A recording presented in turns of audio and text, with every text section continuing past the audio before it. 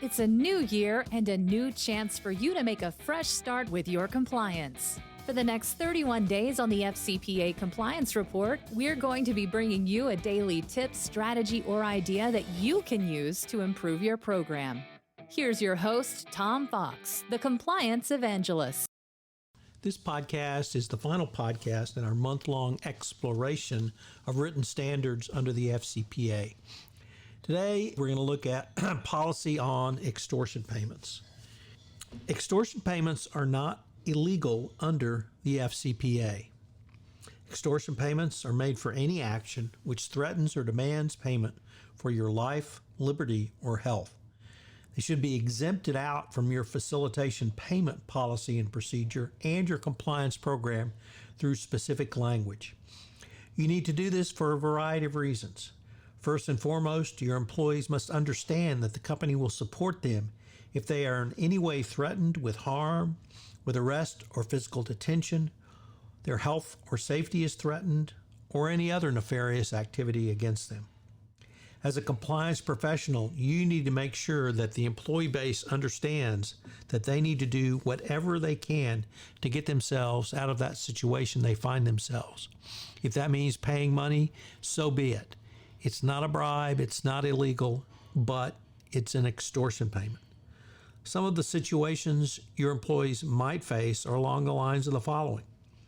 Employees are stopped by police, military, or paramilitary personnel or militia, uniformed or not, at designated or other checkpoints or places, and a payment is demanded as a condition of passage of persons or property.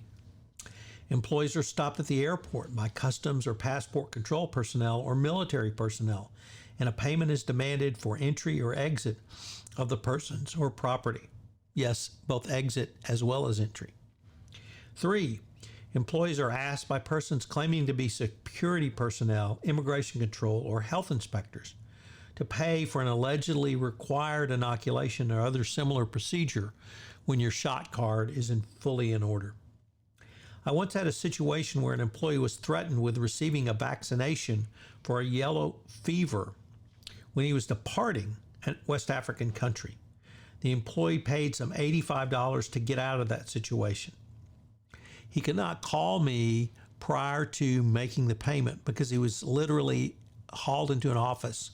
A syringe was pulled out with a clear liquid of unknown origin, and he was told to drop his drawers and he would receive a shot.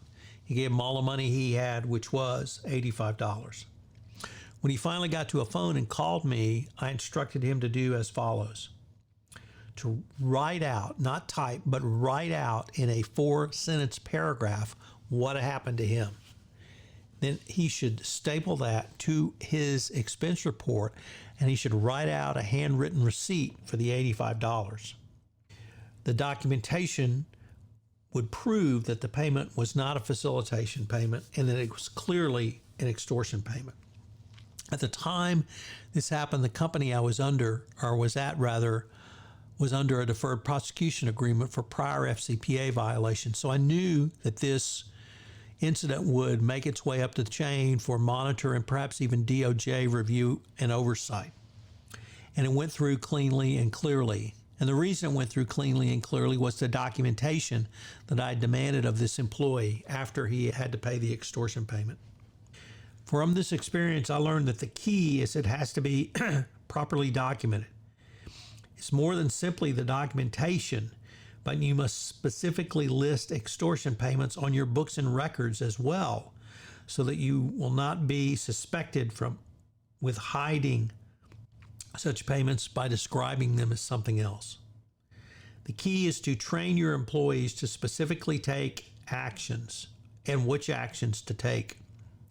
If your policy states that it is a threat to health, safety, or liberty, it is not a facilitation payment, but an extortion payment. You might even want to list out some examples, as I've listed here in the show notes to this podcast. Make sure that your employees understand what their rights are and what their obligations are to report the extortion payments when they come back to the corporate office or their office. But always remember, an extortion payment is not an FCPA violation. So what are today's 3 key takeaways. Let me just start with that last point.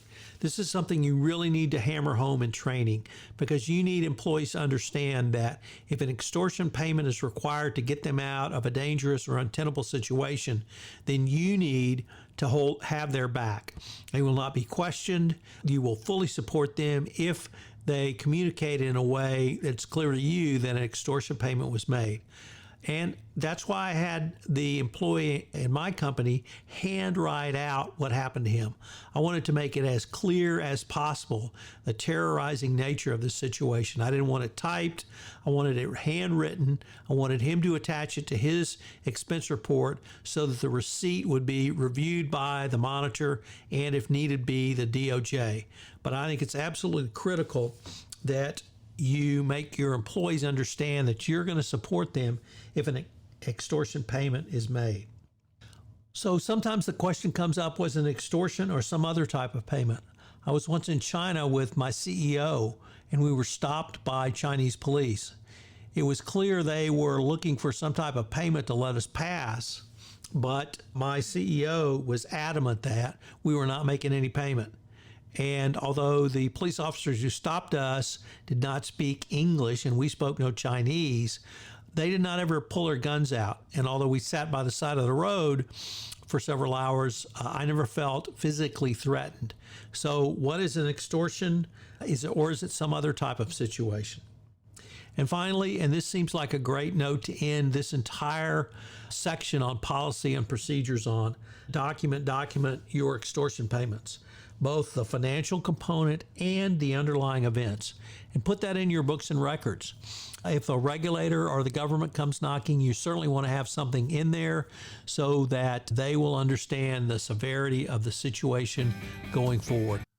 So what are today's 3 key takeaways? Number 1, extortion payments are not illegal under the Foreign Corrupt Practices Act. Number 2, was the action an extortion or some other type of situation? Number 3, document your extortion payments, both the financial component and a description of the underlying events. If I could ask you to do, would you pass on to at least one person this podcast series on the nuts and bolts of compliance, as I'm trying to expand my audience base for 31 Days to a More Effective Compliance program. I hope you'll join me again tomorrow, where I take up another topic in innovation in compliance. Thanks again for listening. 31 Days to a More Effective Compliance program is a production of the Compliance Podcast Network.